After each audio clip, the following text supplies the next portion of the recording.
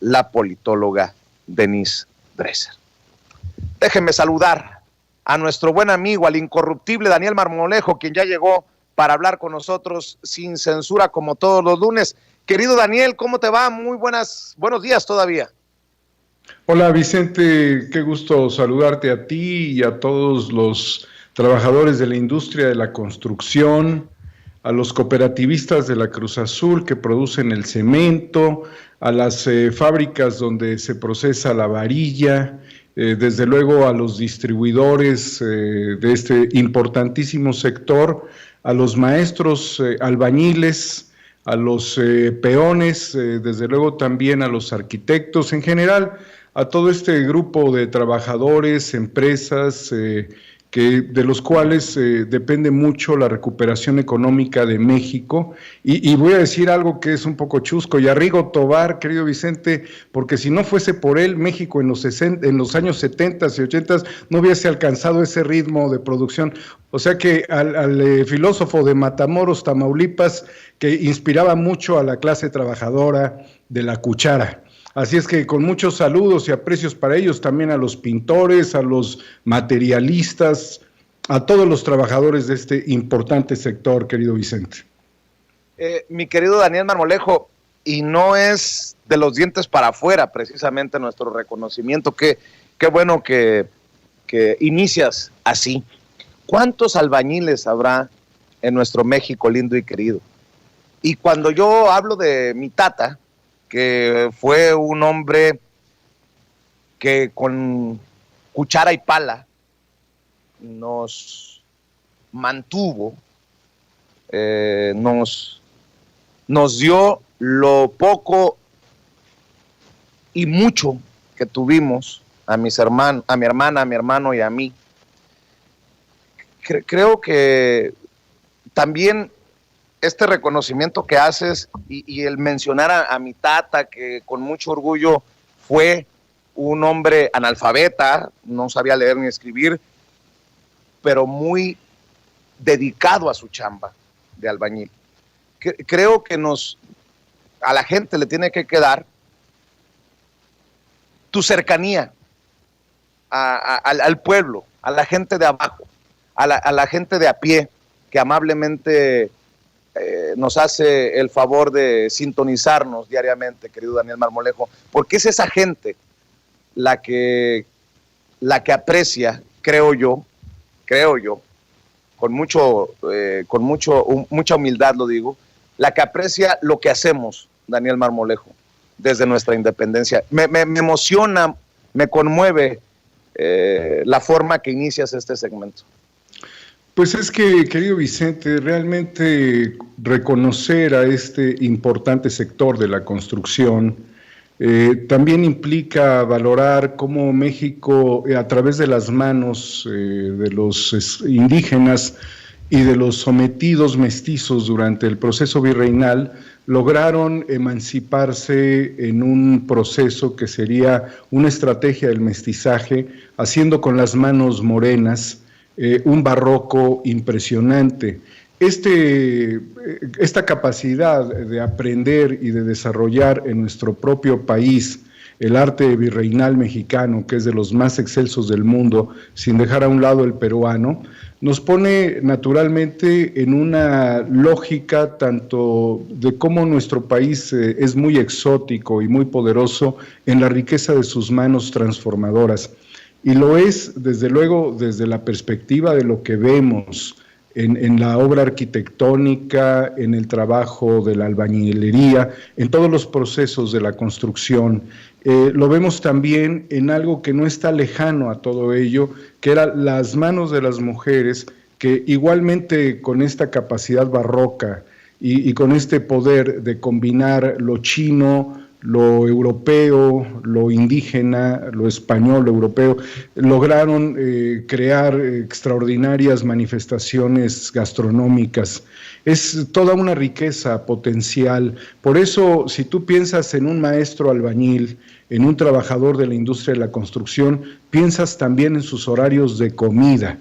Cuando arman fogones, donde con láminas incluso hacen unas suculentas comidas con las cuales se potencia esa fuerza de espíritu inquebrantable que tienen los albañiles, que históricamente ha sido un sector desprotegido, que no tiene, pues evidentemente, el proyecto de salida que tendría un trabajador de una industria formal, y que bueno, pues ha sido parte de nuestras circunstancias, pero le debemos a todos ellos los lugares de nuestro país que son emblemáticos, todo este prodigio arquitectónico que vemos, por ejemplo, en los palacios como en la Ciudad de México, donde llegó un arquitecto, Alberto J. Pani, construyó, elevó más el Palacio Nacional, pero fueron las mismas manos, y fueron estas manos sometidas también las que convirtieron las pirámides en obras que seguimos apreciando 5 siglos después.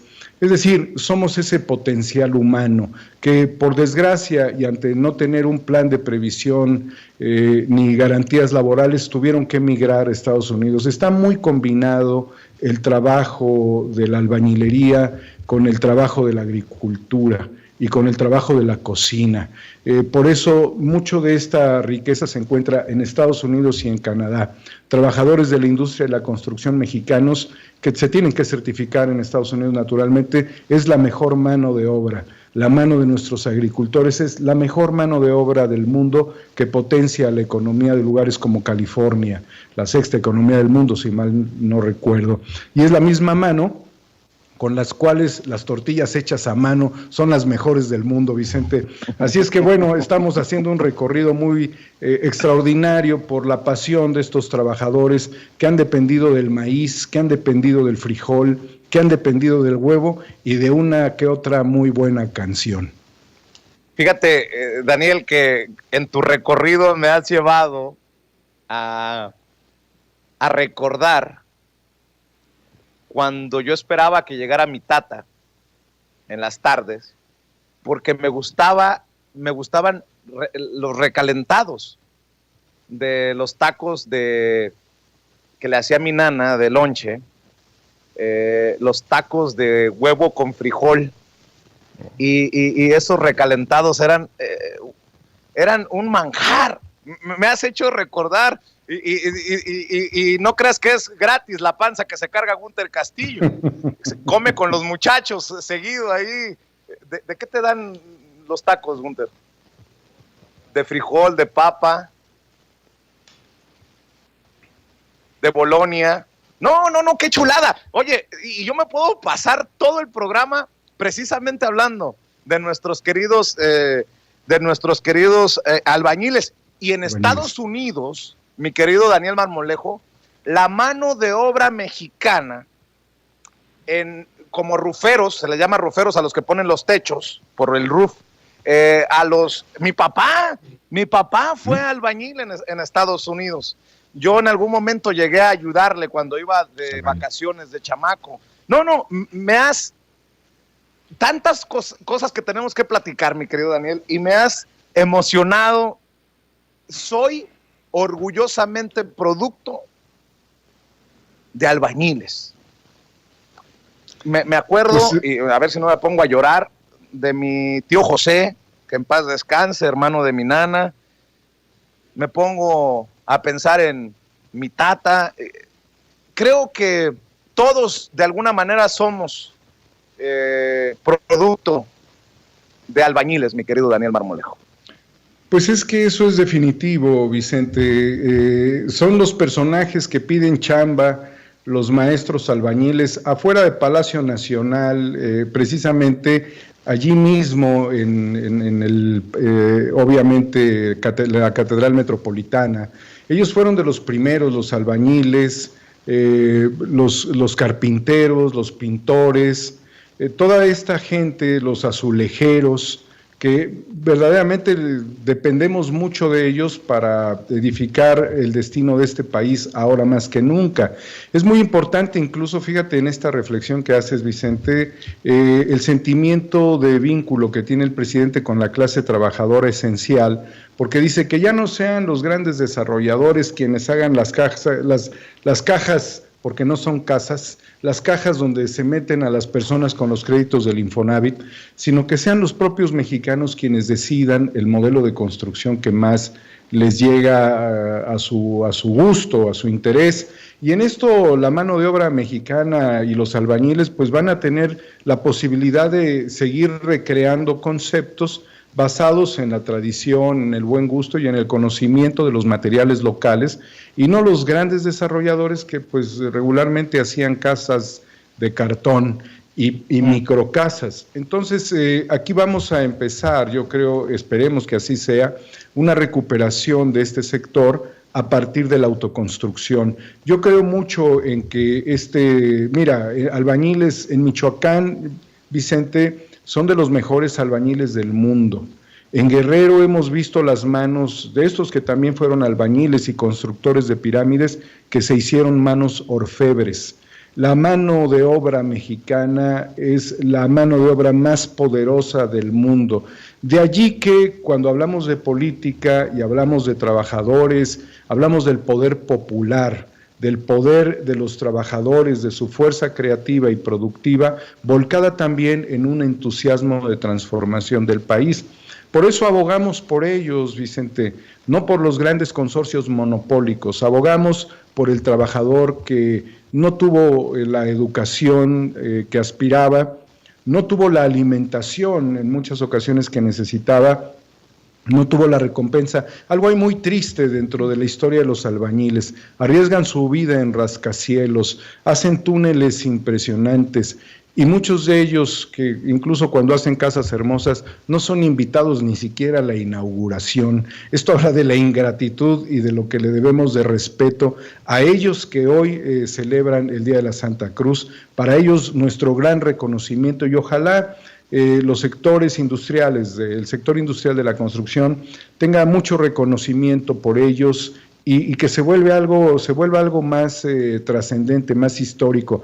Compras un libro de arquitectura y es el nombre del arquitecto. Quienes se partieron la madre eran los albañiles, por hacer eso que un hombre imaginó, y ese es algo prodigioso. Así es, mi querido Daniel. Oye, ¿la gente qué pensará cuando nos oye reflexionar sobre estos temas que pareciera que son muy, entre comillas, normales?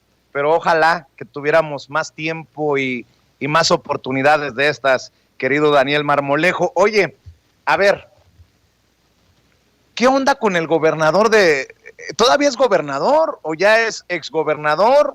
A ver, dame tu reflexión sobre Cabeza de Vaca, que por cierto, desde el viernes que lo analizábamos juntos, Daniel, te agradezco mucho por tu participación en las mesas de diálogo que estamos haciendo, que estamos organizando en Sin Censura Nocturno. Decíamos, ¿dónde está el gobernador? Sigue sin aparecer, y creo que su ida a McAllen no fue su ida, fue su huida a McAllen, Texas.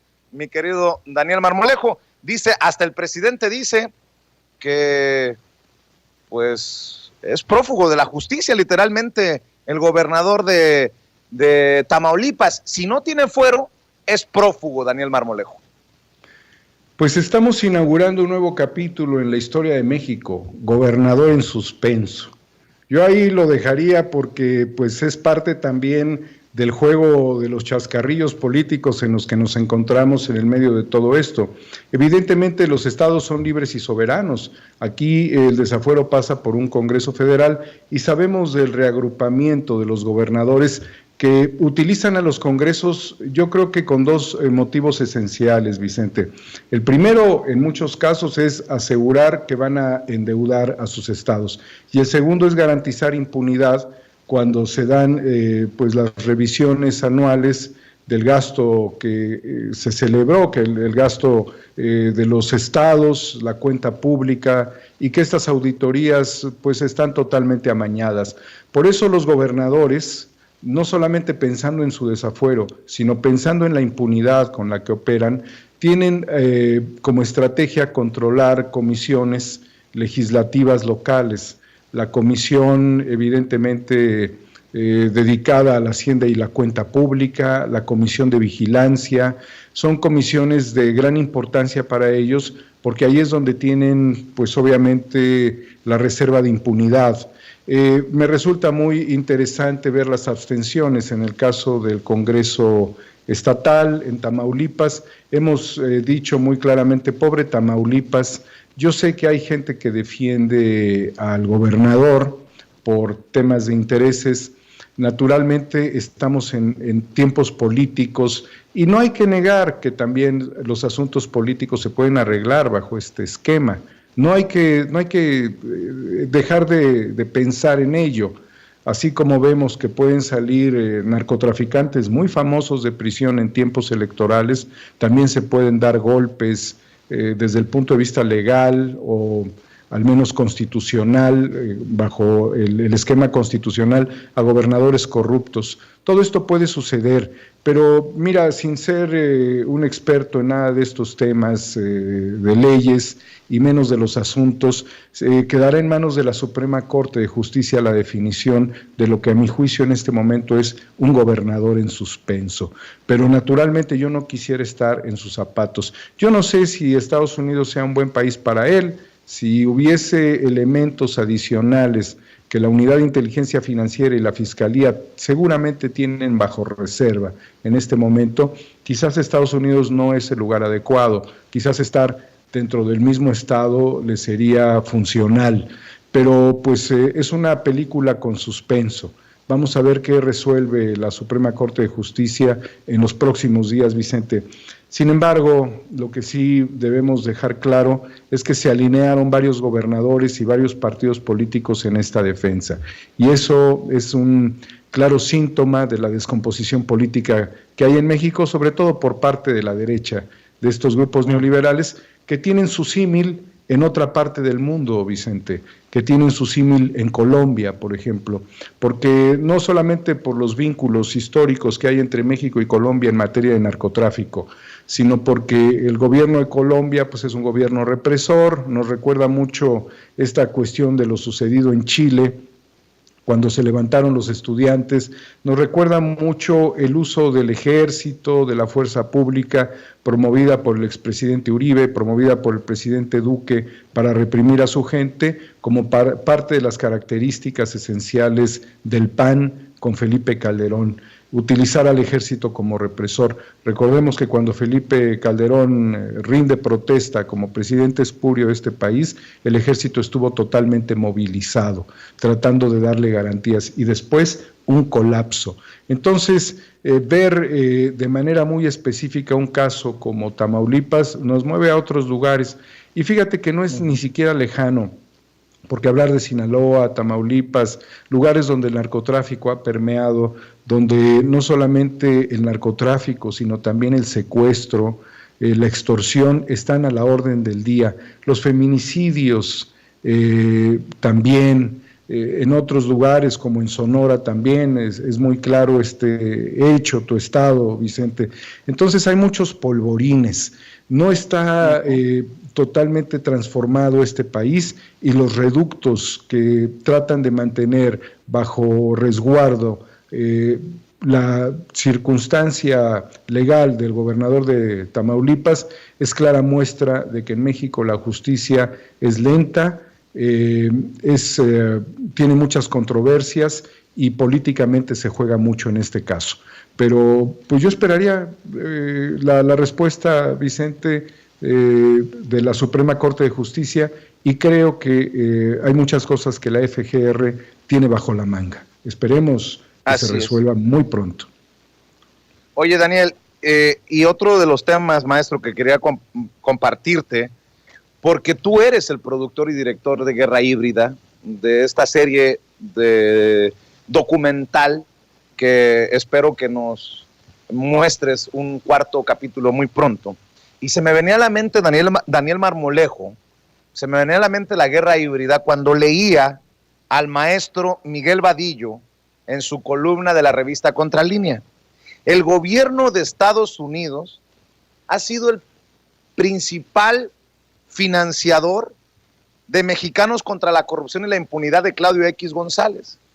Y eso no es poca cosa, Daniel. Le ha financiado con más de 25 millones de pesos a Mexicanos contra la Corrupción y la Impunidad, que, pues, pensemos, ¿qué le ha financiado? ¿Trabajo de investigación periodística o golpeteo contra el presidente Andrés Manuel López Obrador. La guerra híbrida en todo su esplendor, salvo que tú me digas otra cosa, Daniel. Efectivamente, todas las operaciones que se han realizado, como esto que mencionas, también como las operaciones de Gloria Álvarez en México, algunos otros personajes que también pudieran estar desarrollando estrategias de inteligencia y contrainteligencia, y medios que terminan siendo medios a modo de grupos empresariales golpistas, como el de Claudio X González, tristemente mexicanos contra la corrupción y la impunidad. Digo tristemente porque yo creo que no debiera ser así, pero así están alineados, Vicente. Significa que la estrategia de guerra híbrida está direccionada principalmente de Estados Unidos. Por eso Latinus está en Estados Unidos. Estos personajes que realmente ya no tenían foro en México, estaban muy acabados mediáticamente, no tienen, obvio, la dignidad tampoco, ¿no? Evidentemente, pero ya no tenían cuerda en este país ni dentro de sus propios medios, empezaron a hacer una especie de holding golpista desde Estados Unidos, integrando varias estrategias. Entonces, el financiamiento resulta muy importante en estas circunstancias. Creo yo, Vicente, que Claudio X González tiene muchas cuentas que aclararle a este país, igualmente a la Unidad de Inteligencia Financiera. Estos financiamientos no son normales. Tú puedes recibir un financiamiento de cualquier parte del mundo a cualquier causa humanitaria, entre ellas al periodismo, pero cuando es este periodismo que estaría alineado a intereses corporativos, que son los que están moviendo a grupos como Frena, que son los que están trabajando de la mano del discurso secesionista con gobernadores, que son los que están armando estrategias y alianzas de partidos defraudadores históricamente para este país, pone en evidencia esto, y también lo que mencionaba Executive Intelligence Review sobre no solamente mexicanos, en el caso lo mencionas tú, a través de estas reflexiones y testimonios, pero el EIR lo señalaba hacia artículo 19. Entonces tendrías artículo 19, tendrías mexicanos contra la corrupción y la impunidad, tendrías varios fenómenos que están sucediendo. La estrategia de guerra híbrida, para que pueda funcionar, implica primeramente por generar una confusión. Se requiere ir generando confusión y dentro de esta confusión lograr insertar alguna idea muy específica, que sea una idea contraria al deseo de transformación particularmente que tiene México. La confusión es la materia esencial donde se promueve la guerra híbrida y resulta ser más económica y resulta ser más efectiva que la doctrina del shock, porque para que haya una doctrina de shock tendría que haber un magnicidio, una destrucción, un tema como los 43 normalistas de Ayotzinapa, cosas de un impacto brutal. Mientras tanto, dentro del ejercicio de guerra híbrida, pudiéramos imaginarlo como una estrategia cuasi terrorista mediática, con lawfare, con varias cosas. Entonces, a veces no se trata de tener una bomba. Yo recuerdo un chiste que no sé qué tanto refiere a lo que estoy tratando de expresar, pero es una señora que se sube a un camión y dice, cuidado con los huevos, y todo el mundo la voltea a ver y dice, ¿trae huevos, señora? No, dice, traigo alfileres. O sea que esa es la guerra híbrida en un sentido muy práctico, querido Vicente. Oye, Daniel, pues todas las ocasiones que estás en Sin Censura es un placer escucharte, pero hoy has dejado la víbora chillando con el tema de los albañiles. Nada más para que nos quede claro que no tienen que ser temas muy elaborados ni sofisticados. Mira las cosas que has generado. Dice Cira Salomón, le mando un saludo, dice, igual yo, Vicente, mis hermanos y yo esperábamos a mi papá y el que ganaba se comía los tacos paseados. Me hiciste recordar mi niñez, feliz día del albañil. Escribe El Desierto, me voy para el sparring, luego echar pulques con los verdaderos maestros. Escriben Everardo Cortinas, ahorita me estoy comiendo unos frijolitos negros con un pedazo de pollo y sin faltar la salsita. Vicente, acá en Port Bolívar, Texas. Saludos a todos. Escribe Demetrio Gómez, qué chulada escucharlos y saber de dónde vienen ustedes. Ustedes sí saben para dónde van. Saludos desde Nueva York. Son unos guerreros que luchan por la verdad con justicia. Los admiro y los respeto, dice Demetrio Gómez. ¿Quién más escribe? Julieta Alcántar García, feliz mediodía a todos ustedes. Provecho a quienes coman un alimento ahora. Saludos desde West Chicago, Illinois. ¿Quién más escribe? Clau Ramírez, ya me hicieron llorar. Yo vivo en Nueva York y estoy haciendo tortillas a mano y le doy a mi niño un taco con agua y sal, como a mí me lo dieron mis abuelas, que no volví a ver, ya fallecieron. Mira lo que se provoca, mi querido Daniel Marmolejo, pues con una reflexión tan sentida como con la que iniciaste el segmento. Con eso quisiera cerrar. ¿Con qué quieres cerrar tú? Pues recordar aquella película Los Albañiles, Vicente. Recordar que muchas figuras emblemáticas como Vicente Fernández tuvieron un paso en la cinematografía como albañiles. Cantinflas, desde luego, ¿qué te puedo decir de Cantinflas siendo un maestro de la cuchara? Los albañiles han estado en todo, desde el adobe al tabique, a los prefabricados. Es el sector muy sensible de nuestro país. Yo creo que muchos de los migrantes tienen en su haber una historia personal o familiar relacionada con la construcción. Yo creo, Vicente, que el pararnos frente al presidente, hablar para que haya un desarrollo de economía local, luchar contra las grandes corporaciones supranacionales y los grandes monopolios locales, promover un esquema de autoconstrucción, un esquema de economía local, es la parte fundamental porque lo sabemos hacer, Vicente. Mira, albañiles prehispánicos, creo, si mal no recuerdo, que México tiene 200,000 sitios arqueológicos, de los cuales cerca del 10% son los que estarían abiertos o conocidos. Es decir, hay muchos lugares enterrados de los cuales nosotros no sabemos nada, o cuando menos se tienen las referencias. Este arte que los mexicanos han elaborado con sus manos es un arte que ha sido llevado a los grandes museos del mundo, la orfebrería, el arte prehispánico, lo que nosotros podemos ver en las pirámides. Estos hombres cavaron cuevas para sacar la caliza. Estos hombres cavaban cuevas para sacar la plata y el oro de la orfebrería. Estos hombres molían cochinillas. Imagínate nada más en los tiempos de Teotihuacán, de lo cual sabemos muy poco y que no hay una relación directa con los mexicas. Los mexicas se apropian conceptualmente al ver el poder que hubo en ese lugar, pero que un viajero, un personaje de otra región, quizás maya, quizás tolteca, quizás de un señorío muy distante o de otra cultura, no muy ajena, pero no precisamente la misma, caminara por las vías de acceso que llevaban a los hombres a Teotihuacán y ver esa pirámide enrojecida, teñida por el pigmento de la cochinilla, lo que significaba moler, pulverizar este pequeño insecto para darle una presencia mística de poder a las pirámides de Teotihuacán.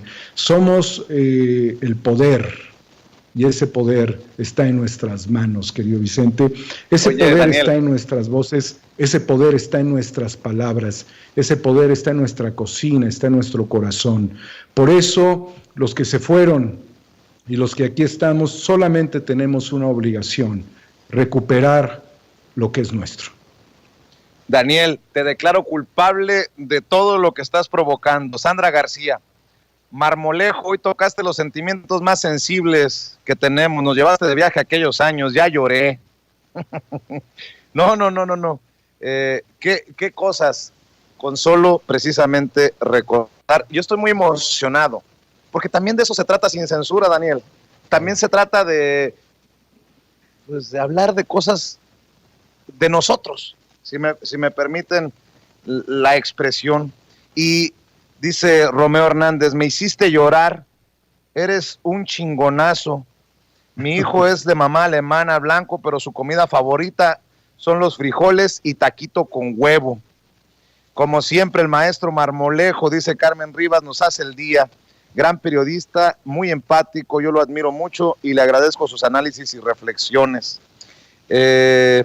Dayana Flores, saludos Marmolejo, soy de Acolmán, cerca de Teotihuacán. No. Es que es emocionante ver cómo la gente también se sabe parte de este espacio Sin Censura, y te digo, te declaro culpable de haber provocado esto, Daniel Marmolejo. Pues Vicente, nos toca seguir reconstruyendo este país con las mismas manos que heredamos de esta sangre, que va a entrar en un proceso histórico de fiestas, de reconocimiento a los procesos que nos dieron origen como mexicanos, y en una etapa que tiene todavía confusiones para algunos, pero que nosotros tenemos indudablemente el carácter y deseo de que sea un tiempo de transformación. Más albañiles trabajando, Vicente, más corazones cantando en el medio de las obras, más tacos. Bueno, por cierto, te voy a presumir, acabo de comer en un plato de barro unos frijoles con huevo. Yo no sabía que íbamos a hablar de esto, así es que soy parte de envidia. Unos ricos frijoles de la olla con huevo y unas tortillas hechas a mano. Me eché hace un rato, así es que me siento muy contento de compartir este día. A toda la industria de la construcción, este sector fundamental, Vicente, yo le deseo lo mejor. Abracemos a nuestros albañiles. Yo estoy en una pequeñísima obra de restauración de varias cosas. Tengo a un albañil que lo consiento mucho. Es un tanto ingrato, porque también hay que decirlo, Vicente. Hay albañiles que son bien ingratos, los cabrones. Lo quiero mucho, porque yo le dije, tú eres albañil, pero tú eres artista, porque él sabe mucho de carpintería, sabe de plomería, sabe de electricidad, sabe de tabla roca, sabe abrir hoyos y taparlos, sabe encontrar fugas, sabe pintar. O sea, este cuate está súper completo, pero cómo me falla a veces. Pero independientemente de que me falle, siempre lo disculpo, porque sé que a veces viven al día. En lo que a mí cabe en mi relación con él, que sería la relación más común de cualquier persona con un trabajador, es de absoluto respeto y cariño. Yo a mi albañil le llevo de comer, yo le llevo de comer lo mismo que yo como. Yo a mi albañil lo trato con mucha decencia, con mucho cariño. Yo a mi albañil lo ayudo cuando no puede, Vicente, porque la carga es difícil, y cuando no viene ya lo sospechaba. Así es que bueno, pues ni hablar, Vicente. Es parte de la naturaleza también de este trabajo, de la informalidad que es el maestro albañil. Te envidio con esos frijolitos con huevo, híjole. Buenísimo, miren en lo que terminó el programa por culpa de Marmolejo. Pero bueno, precisamente, oye, Dani, fíjate que están preguntando mucho que si ya llegaste a los seguidores, a los 100,000 seguidores, que si vas a poder seguir participando en las mañaneras. La gente se preocupa también por uno, y en esta ocasión, te digo, están al pendiente de ti, de tu situación. ¿Qué les dices? Agradezco mucho. No, Vicente, yo estoy muy lejos del gran Lord Molécula. Yo estoy como a 10,000 años luz del Lord Molécula, que lo alcanzó hace como un mes.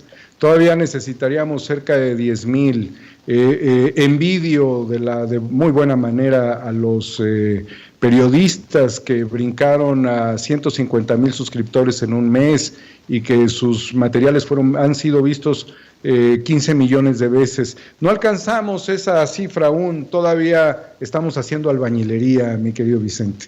Nos hace falta mucho apoyo para llegar. ¿Y vas a regresar a las mañaneras o cuál es la situación, Daniel? Sin polemizar sin ganas de polemizar, porque sí, ya hubo una polémica innecesaria. Yo comentaba una cosa y aproveché para mencionar que yo agradecía y me iba, ahí se prestó una confusión, saco obviamente el pañuelo blanco de la paz. No, yo sí espero regresar, Vicente. Ahí, mira, se abrió el debate con el licenciado, con Carlos Salazar, el presidente del Consejo Coordinador Empresarial. Es un debate por el pueblo de México, yo no lo puedo perder. Yo voy a ganar ese debate en la Secretaría de Economía, Vicente, porque es por los albañiles, porque este debate es por los trabajadores de las tiendas de conveniencia, porque este debate es para que el dinero de las remesas que mandan nuestros hermanos mexicanos, agricultores, albañiles, ingenieros, artistas, profesionistas, que hay más de 1 millón fuera de México que mandan a nuestro país, no termine en cuentas concentradoras, sino que se distribuya. Yo creo que este debate inició, y muy cobarde me vería yo de desacatearle al debate. Yo le entro al debate porque es por el pueblo de México. Sí, mencionar a los monstruos más grandes del mundo, que son los que crecen su economía a cerca de 200,000 millones de dólares en las cifras de su propietario, y 40% su crecimiento en un año, es hablar de que yo no soy bien visto por estas compañías. Sería muy fácil, también hay que decirlo, ¿no?, para los grandes poderes de la Tierra desaparecer a un microbio, ¿no?, pisar a una hormiga. De allí la importancia que el debate que hicimos y que va por el nombre de nuestro país no quede solamente en una participación, ni en una sola persona, en mí. Este debate lo debemos de agarrar todos, Vicente. Este debate debe de estar ahora que viene la consulta con los pueblos oaxaqueños sobre esta ruta transoceánica del tren, o el tren transísmico, como se le llame. Esta ruta va para la defensa del territorio, esta ruta va en concordancia con el periodista Maya, que hoy le habló al presidente hablándole sobre la importancia del desarrollo económico regional. Esta ruta va, esta lucha va, por los mexicanos que están en Estados Unidos y que no quieren, fíjate nada más la analogía, antes mandamos petróleo para comprar gasolina. El ejemplo permanente del presidente, mandamos naranjas y compramos jugo de naranja. Ahora nosotros tenemos las naranjas y vamos a dejar que las grandes corporaciones expriman las naranjas con lo que nosotros como nación vamos a invertir en estas grandes obras para que ellos se queden con los beneficios. De eso se trató la historia de la 4T, de que sean los grandes consorcios monopólicos planetarios quienes vengan a exprimirnos las naranjas, a tratarnos como empleados que vamos a orinar en botes, porque estas empresas, y hay una investigación muy seria en Inglaterra, no quieren perder el ritmo laboral y la gente tiene que orinar en recipientes de plástico, para que vengan a exprimir las naranjas en nuestro país. Convoco a la industria mediana, a la industria, por cierto, que contrata a muchos trabajadores de la construcción, convoco a los empresarios medios de nuestro país a hacer un frente histórico trascendente para que, de acuerdo, es lógico, no puede uno comerse el pastel como lo hacen los oligarcas, para que se reparta el pastel entre varios, pero que sean mexicanos, con una consigna fundamental, que los recursos sean reciclados en nuestro país, se muevan en nuestro país, circulen en nuestro país, que haya flujos de efectivo constantes y sonantes en todos los territorios de nuestro país. Vicente, estamos hablando de la clase más necesitada. Vean ustedes el documental AMLO, El Camino y la Llegada. Llego a Cárdenas, Tabasco, y un señor lloraba porque su mujer había muerto, porque no tuvo 40 pesos para comprar un medicamento en las chozas alrededor, en la costa, frente a las plataformas de Pemex en Cárdenas, Tabasco. Es un abuso que pasen millones de dólares debajo de ellos y que no puedan tener una economía que les permita comprar medicamentos. Más tarde, en la madrugada de ese mismo día, los niños robaban mangos de una finca cercana y los mecheros de Pemex encendidos a todo lo que da. ¿Quiénes se han quedado con esta riqueza? Quienes han concesionado a Pemex a la privatización, la han confinado a una privatización y a una desindustrialización. Quienes han comprado han vendido empresas, han comprado empresas chatarras de especuladores financieros, como lo que hemos visto, el tema de Tileno 21, financiando empresas a capitales, ¿no? Privados. Entonces, ¿y la gente qué? Y los niños mugrosos con lombricitas, y los señores sin poder comprar, y los jóvenes robándose los mangos. Ni madres, Vicente, iniciamos el debate y lo continúo, y no me voy a rajar, pongo mi vida de por medio en esta lucha. Que así sea, que continúe el debate, querido Daniel Marmolejo, y siempre nuestro agradecimiento, nuestra solidaridad y nuestra admiración. Por eso, si me permiten, quisiera pedirles que apoyen 4A República, el canal de YouTube de Daniel Marmolejo, en donde salen Los Incorruptibles, en donde salen programas independientes y en donde se hace el trabajo independiente que creo yo necesita México. 4A República, de Cuarta República, 4 con número, 4A República en YouTube. ¿Y en dónde más te pueden apoyar, Daniel? Pues desde luego en Twitter, Homo Ex Novo, ahí estamos emitiendo regularmente mensajes, reflexiones, y obviamente en 4A República, querido Vicente. Y si logramos una cifra adecuada, pues tendremos seguramente la oportunidad de ingresar. Yo creo que al abrir el debate, el presidente está interesado en que este debate continúe. Y la lucha es para que la Secretaría de Economía arme el proyecto más grande de la historia en México del modelo cooperativo, autogestivo, autosuficiente, que permite el desarrollo de una vida laboral, de una vida cultural, de una vida social, de una vida deportiva, de una vida social, y que no va a depender del gobierno más que para que les dejen ocupar los recintos fiscales estratégicos, que les permitan ocupar los mejores lugares a donde apostarían los extranjeros para tener los desarrollos turísticos, que sean las propias comunidades, Vicente, que sea el Instituto Nacional de la Economía Social quien lo permita, y desde luego que la secretaria de Economía, Tatiana Cloutier, valore esta propuesta. Esto se hace fundamental. La 4T no va a transformarse si no metemos a Calderón al bote, si no logramos que se desarrolle el modelo de economía social autogestiva, si no apoyamos la educación, la ciencia y la tecnología, y si no armamos una vanguardia cultural. Si nada de esto funciona como debe ser, nos vamos a quedar totalmente derrotados en este pasaje de la historia. No debemos permitirlo. Así es. Daniel Marmolejo, te mando un abrazo. Gracias, Dani, por tan emocionante plática el día de hoy.